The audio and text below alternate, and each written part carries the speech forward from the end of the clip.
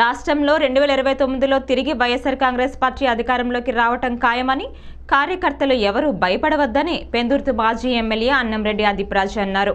మాజీ ముఖ్యమంత్రి doctor YS Rajasekhar Reddy 75వ జయంతి వేడుకలు సందర్భంగా అనకాపల్లి జిల్లా సభవరం మండల కేంద్రంలో వైఎస్ఆర్ నిలువెత్తు విగ్రహానికి పూలమాలలు వేసి ఘనంగా నివాళులర్పించారు.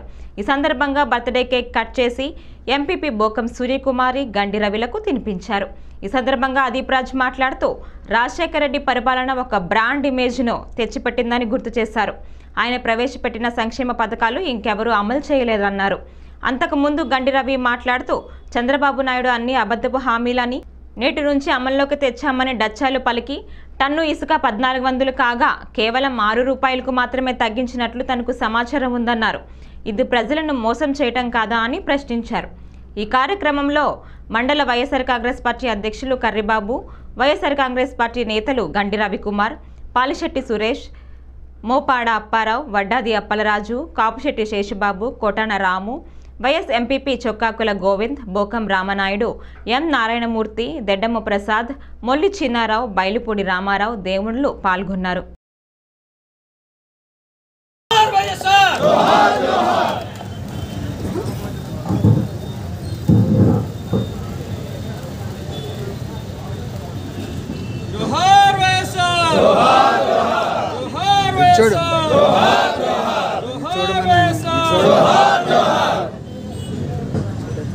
రెడ్డి గారు అసలు ఆంధ్రప్రదేశ్ రాజకీయాలకే వన్నీ తెచ్చిన సీఎం వైఎస్ రాజశేఖర రెడ్డి గారు. ఎందుకంటే ఆయన ఒక ఆరోగ్యశ్రీ 108 అంటే గొప్ప గొప్ప పథకాలు ప్రవేశపెట్టి ఫీజు రియంబర్స్మెంట్ గొప్ప గొప్ప పథకాలు ప్రవేశపెట్టి ఆంధ్రప్రదేశ్ ప్రజలను ఎంతగానో ఆదుకున్న సీఎం వైఎస్ రాజశేఖర రెడ్డి గారు. ఈ రోజు కూడా ఆయన ప్రవేశపెట్టిన పథకాలని ఎవరు తాకడానికే వీల్లేదు, ఎటువంటి సీఎం వచ్చినా సరే. తర్వాత ఆయన మన గాంధీ మహాత్ములు వాళ్ళు ఎలాగైతే దేశం కోసం ప్రాణాలు అర్పించారో ఆయన కూడా ఒక ప్రజాసేవకి బయలుదేరి వెళ్ళి మళ్ళీ తిరిగి రాలేనటువంటి సీఎం మన వైఎస్ రాజశేఖర్. ఆయనే బతుకుంటే మన ఒరిస్సా సీఎంల నవీన్ పట్నాయక్ లాగా ఈవేళ కూడా ఆయనే మన ఆంధ్రప్రదేశ్ స్టిల్ సీఎం అన్నమాట. అందులో ఏమాత్రం తేడా లేదు. మన వైఎస్ రాజశేఖర రెడ్డి గారు ప్రవేశపెట్టిన ఆరోగ్యశ్రీ గురించి, ఆరోగ్యశ్రీ అనే పథకం ఈవేళ వైఎస్ రాజశేఖర రెడ్డి గారు జయంతి కార్యక్రమం ఉందని చెప్పి రంజాన్ కబుర్లు పెడితే ఎంతమంది వచ్చారు. ఇదే నిదర్శనం వైఎస్ఆర్ కాంగ్రెస్ పార్టీ ఎంత స్ట్రాంగ్ గా ఉందని చెప్పడానికి. కాబట్టి ఎవరు అసహ్యపడక్కర్లేదు. ఏదొచ్చినా మనం పోరాడితే పోయేదేమి లేదు. బానిస సంఖ్యలు తప్పిదంటే అలాగే మనం పోరాడదాం ధైర్యంగా. 5 సంవత్సరాలు కూడా ఏ కార్యక్రమం వచ్చినా కూడా ఇలాగే అందరూ యూనిట్ గా. ఇదే ఓపెన్ అయిందండి అగనపూడి దగ్గర ఇసుకది 1400 ఇప్పటిదాకా టన్ ఇసుక పెడితే ఇవాళ 6 రూపాయలు తగ్గించి ఫోటో కూడా పెట్టిన ఎవరు కొన్న ఆయన 1396 రూపాయలకి టన్ ఇసుక. ఇది ఫ్రీ అమ్మా అంటే మాయ మాటలు చెప్పడం అది స్టార్ట్ చేశారు ఈ గవర్నమెంట్. ఇది ప్రజలు తెలుసుకుంటారు కాబట్టి మనం ఏం అదనే పడక్కర్లేదు. ఇలాంటివి చాలా చూస్తాం. మనకి బోల్డెని కార్యక్రమాలు వస్తాయి రాబోయే. రాష్ట్రం కోల్పోయి ఈవేళ రాష్ట్రం ఏ దశలో వెళ్తుందో మనం చూస్తున్నాం. అలాంటి నేతను మళ్ళీ మనం చూడలేము, కనలేము. ఒకే ఒక చిన్న ఎగ్జాంపుల్ చెప్పాలి. ఒక బ్రాండ్ అనేటువంటి విధంగా రాజశేఖర రెడ్డి గారి పరిపాలన కొనసాగింది మనందరికీ కూడా తెలుసు. 1 కాదు 2 కాదు అనేకమైనటువంటి సంక్షేమ కార్యక్రమాలు ప్రజలకి పూర్తిగా అందుబాటులో ఉండేటువంటి విధంగా 1 రూపాయి లంచం లేకుండా అవినీతి లేకుండా సంక్షేమం అందించినటువంటి మొట్టమొదటి నేత రాజశేఖర రెడ్డి గారు.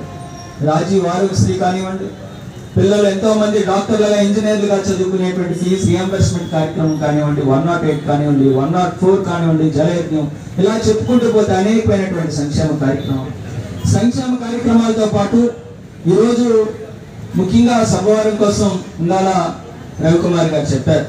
అదేవిధంగా ఒక సభవరమే కాదు, వాళ్ళు విశాఖపట్నం జిల్లాలో తీసుకుంటే మనం ఎన్టీపీసీ ఎక్స్పాన్షన్ కానివ్వండి, మన పెందుర్తి కాన్స్టిట్యున్సీ వరకు వస్తే ఎన్టీపీసీ ఎక్స్పాన్షన్ కానివ్వండి, అదేవిధంగా మరి జిల్లా వరకు వస్తే స్టీల్ ప్లాంట్ ఎక్స్పాన్షన్, ఇవాళ మనం అద్భుతంగా తిరుగుతున్నటువంటి బీఆర్టీఎస్ రోడ్స్ కానీ, ఆ భీమిలి వైజాగ్ కారిడార్ కానీ, ఇలా అనేకమైనటువంటి ఇవాళ విమ్స్ హాస్పిటల్ కానివ్వండి, ఇలా అనేకమైనటువంటి అభివృద్ధి కార్యక్రమాలు కూడా విశాఖపట్నం మీద ఎక్కువ దృష్టి పెట్టినటువంటి నేత రాజశేఖర రెడ్డి గారు. ఇప్పుడు అటువంటి నేత మన మధ్యన లేకపోవడం అనేటువంటిది మనందరి తాలూకా దురదృష్టం. కానీ ఏదైతే ఆయన ఆశయాలు కొనసాగించడానికి అనేకమైనటువంటి అడ్డంకుల్ని ఎదిరించుకుంటూ అనేకమైనటువంటి ఆటుపోటులను తొట్టుకుంటూ మరి గౌరవ మాజీ ముఖ్యమంత్రి గారు జగన్మోహన్ రెడ్డి గారు రోజు ఒక పార్టీని స్థాపించడం, ఒక్క సీట్ నుంచి మొదలై ఒక ఎంపీ ఒక ఎమ్మెల్యే నుంచి మొదలై ఇవాళ 151 సీట్లకి మనం ప్రభుత్వాన్ని ఏర్పాటు చేయడం కూడా జరిగింది. అయితే మళ్ళీ కొన్ని ఒడిదొడుకులు వస్తూ ఉంటాయి. ఖచ్చితంగా మళ్ళీ ఏదైతే అది ఉందో మళ్ళీ గతంలో కన్నా 2029 ఎన్నికల్లో ఇంకా ఎక్కువ సత్తాతో వాళ్ళందరూ కూడా కలిసికట్టుగా పనిచేయడం జరుగుతుంది. ఇవన్నీ కూడా ఎవరు అధైర్యపడాల్సిన అవసరం లేదు. మనందరం కూడా కలిసికట్టుగా ఉంటే ఇవాళ ప్రతి గ్రామంలో కూడా సర్పంచులు కానీ, ఎంపీటీసీలు కానీ, ఎంపీపీలు కానీ, జెడ్పీటీసీలు కానీ అన్నీ కూడా ఇవాళ వైఎస్ఆర్ కాంగ్రెస్ పార్టీ ఉన్నాము. మనందరూ కూడా కలిసికట్టుగా పోరాడదాం. ప్రతి ఒక్కరికి అక్కడ అండదండగా కలిసికట్టుగా ఉంటే ఎవరు కూడా ఏమీ చేయలేరంటే మీరు అందరూ కూడా గమనించుకొని